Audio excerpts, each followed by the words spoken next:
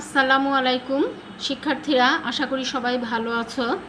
আজকে আমরা ষষ্ঠ শ্রেণীর বাংলা প্রথম পত্র বই থেকে লেখক আব্দুল্লাহ আল মুতি রচিত আকাশ প্রবন্ধটি পড়ব। এটি একটি বিজ্ঞান বিষয়ক প্রবন্ধ। আশা করি তোমাদের ভালো লাগবে। আজকে আমাদের ক্লাসে আমরা এর সহজ সরল ব্যাখ্যা বিশ্লেষণ বুঝে বুঝে পড়ব। খোলা জায়গায় মাথার উপরে দিনরাত আমরা আকাশ দেখতে পাই। গাছপালা নদী নালা দুনিয়ার কোথাও আছে কোথাও নেই। এমনকি ঘর বাড়ি জীবজন্তু মানুষও সব জায়গায় না থাকতে পারে, কিন্তু আকাশ নেই ভূপৃষ্ঠে এমন জায়গা কল্পনা করা শক্ত। এখানে এই প্রবন্ধটি আকাশ সম্বন্ধে লেখা হয়েছে। লেখক প্রথমেই আকাশের বর্ণনা দিতে গিয়ে বলেছেন যে পৃথিবীর এমন কোনো জায়গা নাই যেখানে আকাশ নাই। মানুষ না থাকতে পারে, জীবজন্তু না থাকতে পারে, গাছপালা না থাকতে পারে, কিন্তু আকাশ অবশ্যই রয়েছে।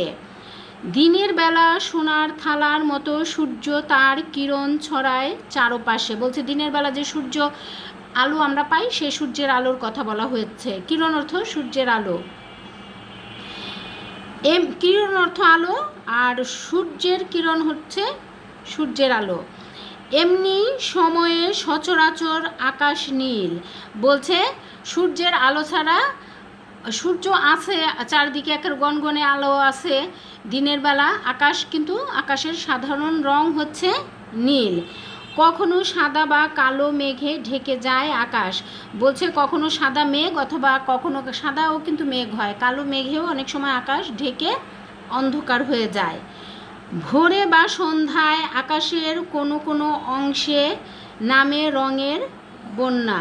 বলছে ভোরবেলা এবং সন্ধ্যায় আকাশে রঙের বন্যা মানে কি? আসলে কি বন্যা হয় না? সকালবেলা আকাশের রং একরকম থাকে, আবার সন্ধ্যার দিকে গোধূলি লগ্নে সকালবেলা আরেক রকম থাকে, রং আর কি পরিবর্তন হয়, সে কথা বলা হয়েছে। কখনো বা সারা আকাশ ভেসে যায় লাল আলোতে। অনেক সময় আমরা দেখি না আকাশ একেবারে লাল লাল হয়ে আছে, সেই কথা বলা হয়েছে। রাতের আকাশ সচরাচর কালো, কিন্তু সেই কালো চাঁদোয়ার গায়ে জ্বলতে থাকে রূপালি চাঁদ আর অসংখ্য ঝকঝকে তারা আর গ্রহ। বলছে রাতের বেলা তো আকাশ কালো অন্ধকার থাকে। কেন কালো অন্ধকার থাকে? সূর্যের আলো থাকে না বলে। বলছে যে সেই অন্ধকারে চাঁদোয়ার গায়ে, সেই অন্ধকার চাঁদোয়া মানে একেবারে সেই অন্ধকার রাত্রি, চাঁদোয়া মানে হচ্ছে চাঁদের আলোতে তখন রূপালি চাঁদ দেখা যায়, আর দেখা যায় কি অসংখ্য ঝকঝকে তারা এবং গ্রহ। আগেকার দিনে লোকে আকাশটা বুঝি পৃথিবীর ওপর একটা কিছু কঠিন ঢাকনা। আগেকার দিনে লোকে কি ভাবতো? যে আকাশটা বুঝি পৃথিবীর উপরের একটা ঢাকনা বিশেষ। কখনো তারা ভাবতো আকাশটা পরতে পরতে ভাগ করা, আবার কখনো তারা ভাবতো যে আকাশটা ভাগে ভাগ করা আছে, যখন মানুষ বিজ্ঞান থেকে কিছুটা দূরে ছিল, সেই সময়ের ভাবনা এগুলো।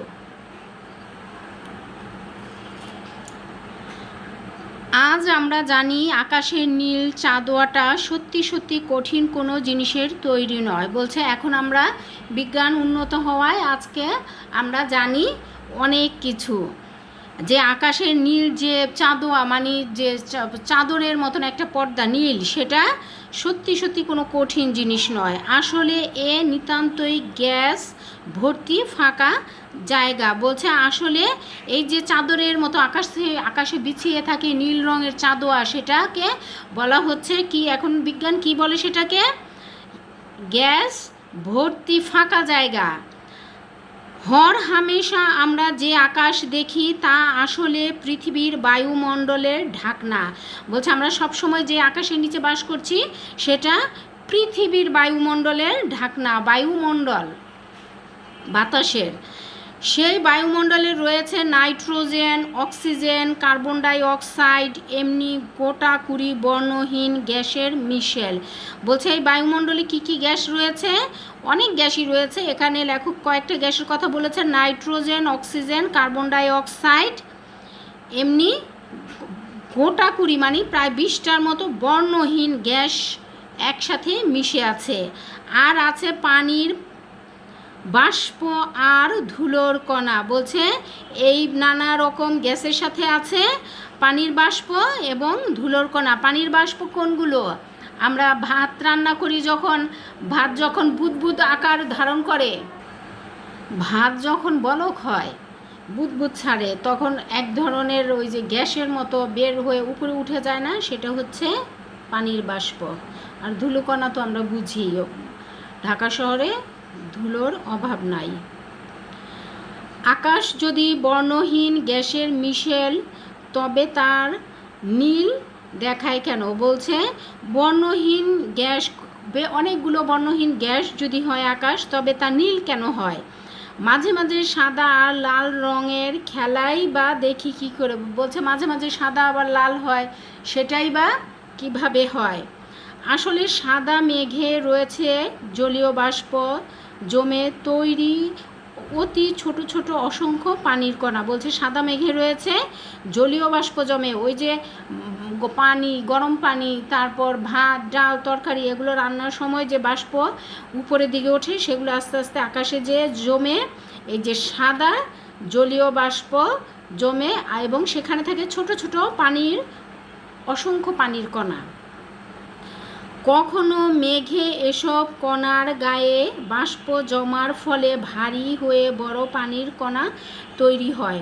বলছে কখনো কখনো এই যে বাষ্প বড় বড় কণায় তৈরি হয়ে ভারী মেঘের সৃষ্টি করে, তখন সূর্যের আলো তার ভেতর দিয়ে আসতে পারে না। এই যে আকাশ কালো হয়ে যায়, অন্ধকার হয়ে যায়, ওই সময় মেঘ করে, তখন ওই সূর্যের আলো দিনের বেলা আকাশ অন্ধকার হয়ে গেলে দেখো না, সূর্যের আলোটা ওই মেঘকে ভেদ করে বাইরে আসতে পারে না, আর তাই সে মেঘের রং হয় কালো। ওই যে সূর্যের আলো আসতে পারে না, এজন্যই মেঘের রং কালো হয়। কিন্তু সারাটা আকাশ সচরাচর নীল রঙের হয় কি করে? আকাশ নীল দেখায় বায়ুমণ্ডলে নানা গ্যাসের অণু ছড়িয়ে আছে বলে। বলছে আকাশ কেন নীল দেখায়? দেখো, এটা কিন্তু একটা গুরুত্বপূর্ণ লাইন, যে বলছে আকাশ নীল কেন দেখায়? যে বায়ুমণ্ডলে ওই যে বায়ুর যে স্তর, আকাশে যে স্তর রয়েছে, সেই স্তরের কথা বলা হচ্ছে, সেখানে গ্যাসের অণু ছড়িয়ে আছে বলে। এই যে গ্যাস, এই গ্যাসের অণুগুলো ছড়িয়ে ছিটিয়ে থাকে, এই জন্যই সে আকাশ নীল দেখায়। এইসব গ্যাসের কণা খুব ছোট মাপের আলোর ঢেউ সহজে ঠিকরে ছিটিয়ে দিতে পারে। এই ছোট মাপের আলোর ঢেউগুলোই আমরা দেখি নীল রং হিসেবে। বলছে এই যে ছোট ছোট আলোর ঢেউ, এগুলোই নীল রং হয়ে আকাশে ভাসে। অর্থাৎ পৃথিবীর ওপর হাওয়ার স্তর আছে বলেই পৃথিবীতে আকাশকে নীল দেখায়। তাহলে মোট কথা হচ্ছে পৃথিবীর উপর হাওয়ার স্তর, হাওয়া মানে বাতাস, বাতাসের স্তর আছে বলেই বলছে আকাশ নীল দেখায়। সকাল, দুপুর, সন্ধ্যায় আকাশের রং হুবহু এক রকম থাকে না। বলছি সকাল, দুপুর, সন্ধ্যায় সবসময় তো আকাশের রং এক থাকে না, সেটা তোমরাও জানো। এরও কারণ হলো পৃথিবীর ওপরকার বায়ুমণ্ডল। পৃথিবীর উপরে মানে আকাশে যে বায়ুর স্তর রয়েছে, তার কারণে আকাশ এক এক রকম দেখায়, এক এক রঙের দেখায়। সূর্য থেকে যে আলো আমাদের চোখে পড়ে, তাকে পৃথিবীর ওপরকার বিশাল হাওয়ার স্তর পেরিয়ে আসতে হয়। বলছে সূর্য থেকে যে আলো আসে পৃথিবীতে, সেই আলোকে কি করতে হয়? পৃথিবীর ওপরকার যে বিশাল হাওয়ার বাতাসের স্তর রয়েছে, সেটাকে পার হয়ে আসতে হয়। দুপুরবেলায় এই আলো আসে সরাসরি, অর্থাৎ প্রায় লম্বভাবে হাওয়ার স্তর ফুঁড়ে।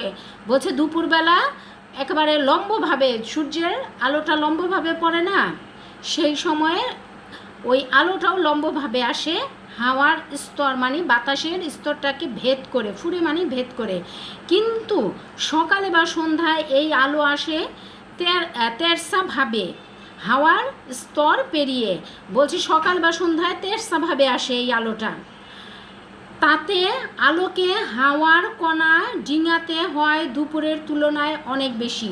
সকাল এবং সন্ধ্যায় আলোকে কি করতে হয়, বাতাসের স্তর যে তেরসাভাবে আসে সেটাকে পার হতে অনেক বেশি সময় লাগে। সকালে বা সন্ধ্যায় মেঘ আর হাওয়ার ধুলোর কণার ভেতর দিয়ে লম্বা পথ পেরিয়ে আসতে পারে শুধু সূর্যের লাল আলোর ঢেউগুলো। বলছে সকাল বা সন্ধ্যার মেঘ আর বাতাসের যে ধুলার কণা রয়েছে তার ভিতর দিয়ে লম্বা পথ পেরিয়ে আসতে পারে সূর্যের লাল আলোর ঢেউগুলো। এই জন্য সকালবেলা এবং সন্ধ্যায় আকাশ লাল দেখায়। সে মেঘকে তখন দেখায় লাল। ঘন বৃষ্টি মেঘের বড় বড় কণারা যখন আকাশ ছেয়ে ফেলে তখন তার ভেতর দিয়ে আলো পেরিয়ে আসতে পারে না, তাই সে মেঘকে দেখায় কালো। দেখো কি বলছে, যখন মেঘের কণাগুলো আকাশের যে ঢেউগুলো সেগুলো পার হয়ে আসতে সহজেই পারে তখন দেখায় লাল, আর যখন আসতে পারে না তখন চারদিক অন্ধকার কালোতে ছেয়ে যায়।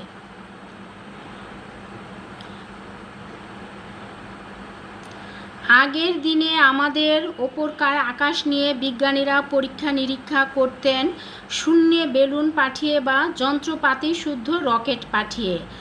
আজ মানুষ নিজেই মহাকাশ যানে চেপে সফর করছে পৃথিবীর উপরে বহু দূর দূরান্ত পর্যন্ত। বলছে আগের দিনে কিভাবে বিজ্ঞানীরা আকাশের পরীক্ষা নিরীক্ষা করতেন, বেলুন পাঠিয়ে বা যন্ত্রপাতি দিয়ে শুধু রকেট পাঠিয়ে দিতেন।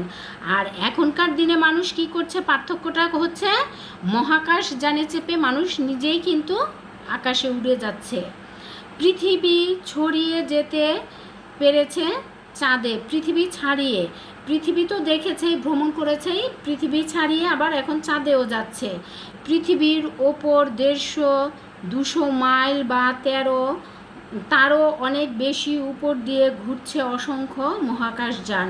বলছে পৃথিবীর উপর 150-200 মাইল বা তারও অনেক বেশি উপর দিয়ে ঘুরছে অসংখ্য মহাকাশযান। এই যে মহাকাশযান মানে কি, যেগুলো মহাকাশে যে সকল যানবাহন চলে সেটাই হচ্ছে মহাকাশযান। যেখান দিয়ে ঘুরছে সেখানে হাওয়া নেই বললেই চলে। বলছে যেখানে ঘুরে এই যানগুলো সেখানে বাতাস নাই। মহাকাশযান থেকে দিনরাত তোলা হচ্ছে পৃথিবীর ছবি। এই যানগুলোর থেকে পৃথিবীর ছবি, ওখানে যে পৃথিবীর ছবিগুলো দিনরাত তোলা হচ্ছে। জানা যাচ্ছে কোথায় কখন আবহাওয়া কেমন হবে। বলছে সেই ছবি থেকে জানা যাচ্ছে কখন কোথায় আবহাওয়া কেমন হবে, কোন দেশে কেমন ফসল হচ্ছে, কোন দেশে কেমন ফসল হবে সেটাও জানা যাচ্ছে। মহাকাশ থেকে ঠিকরে দেওয়া হচ্ছে টেলিফোন আর টেলিভিশনের সংকেত। বলছে মহাকাশ যান থেকে দেওয়া হচ্ছে টেলিফোন এবং টেলিভিশনের সংকেত। তাই দূর দেশের সঙ্গে যোগাযোগ আজ অনেক সহজ হয়ে উঠেছে। বলছে এই যে আধুনিক বিজ্ঞানের আবিষ্কারের ফলে, আধুনিক বিজ্ঞানের সফলতার ফলে এই যে দূর দেশের সঙ্গে যোগাযোগ মানুষের অনেক বেশি সহজ হয়ে উঠেছে। গল্পটা একটু কঠিন, কিন্তু তোমরা যদি বারবার ভালো করে পড়ো তোমাদের কাছে কিন্তু মজারও হবে এবং সহজও মনে হবে। শব্দার্থগুলো আমরা এবার পড়ব। শব্দার্থ থেকে অনেক বহু নির্বাচনী প্রশ্ন হয়, সেটা আমরা জানি। ভূপৃষ্ঠ শব্দের অর্থ হচ্ছে পৃথিবীর উপরের অংশ, সচরাচর, সাধারণত, বেশিরভাগ ক্ষেত্রে বা প্রায়শই। চাঁদোয়া, শামিয়ানা, কাপড়ের ছাউনি। পরতে পরতে, স্তরে স্তরে বা ভাঁজে ভাঁজে। কণা অর্থ বস্তুর অতি সূক্ষ্ম বা ক্ষুদ্র অংশ। হর হামেশা, সব সময়, সর্বদা। হর হামেশা। আচ্ছা, এখানে এই যে শব্দের অর্থগুলো এগুলা কিন্তু যে কোনো একটা লিখলেই হয়, যদিও তোমাদের এখন আর শব্দার্থ আসে না, ঠিক আসে, বহু নির্বাচনী, এজন্য কিন্তু পুরো শব্দের অর্থটাই তোমাদের জানা থাকতে হবে, যে কটা অর্থ আছে। বায়ুমণ্ডল, পৃথিবীর উপরে যত দূর পর্যন্ত বাতাস রয়েছে, বাতাসের স্তরই হচ্ছে বায়ুমণ্ডল। নাইট্রোজেন, বর্ণ ও গন্ধ নেই এমন একটি মৌলিক গ্যাস, বাতাসের প্রধান উপাদান। অক্সিজেন, জীবের প্রাণ বাঁচানো ও আগুন জ্বালানোর জন্য দরকারি বর্ণহীন, স্বাদহীন, গন্ধহীন মৌলিক gas. Carbon die oxide, carbon পুড়ে কার্বন ডাই অক্সাইড তৈরি হয়, প্রাণীর নিঃশ্বাসের সঙ্গে বের হওয়া বর্ণ গন্ধহীন গ্যাস।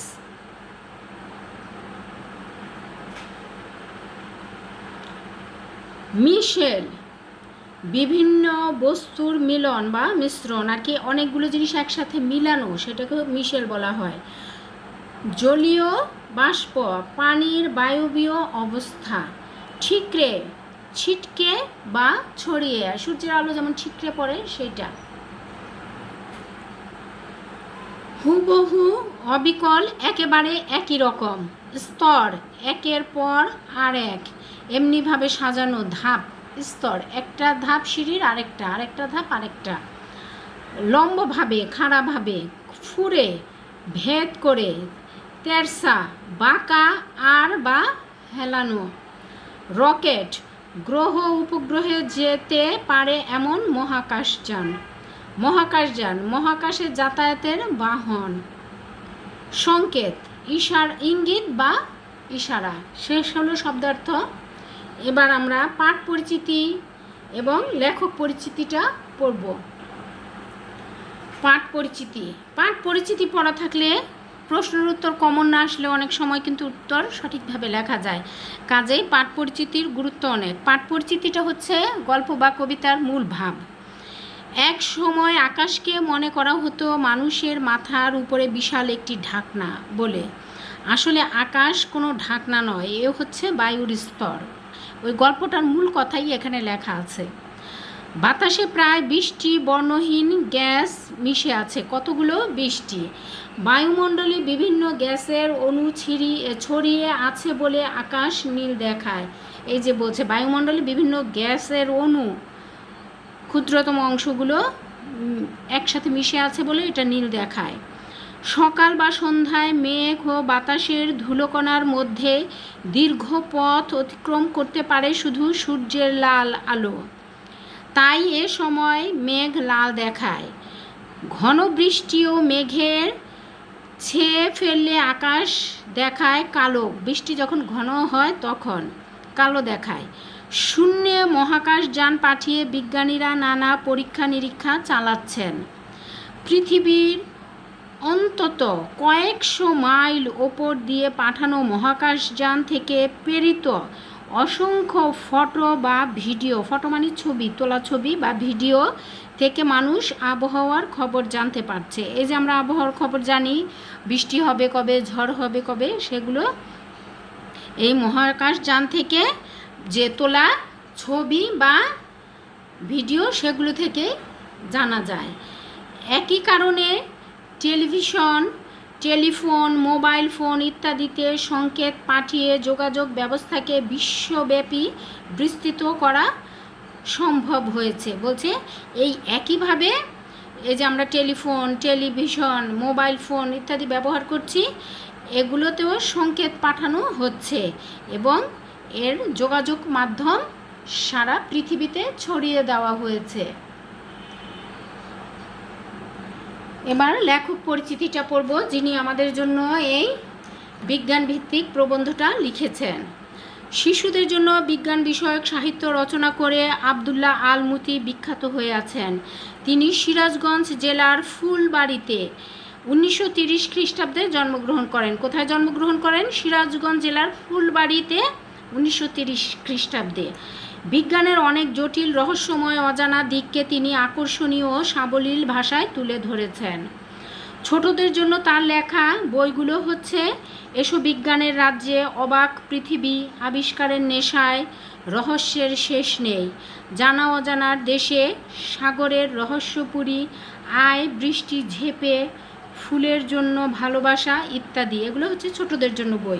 সাহিত্য রচনা ও বিজ্ঞান সাধনার জন্য তিনি বাংলা একাডেমি পুরস্কার, ইউনেস্কো আন্তর্জাতিক কলিঙ্গ পুরস্কার সহ অনেক পুরস্কারে ভূষিত হয়েছেন। তিনি 1998 সালে ঢাকায় মৃত্যুবরণ করেন। প্রায় 28 বছর আগে ঢাকাতে তিনি মৃত্যুবরণ করেন। কত সালে? 1998 সালে। শেষ হলো আমাদের আজকের ক্লাস। তোমরা কঠিন হোক ক্লাস, ভালো ও সহজ হোক, তোমরা কিন্তু বারবার সেটাকে পড়বে। বারবার পড়লে কিন্তু সব পড়াই ভালো বোঝা যায়। আশা করি সবাই ক্লাসটা ভালো বুঝতে পেরেছো। ধন্যবাদ সবাইকে। আসসালামু আলাইকুম।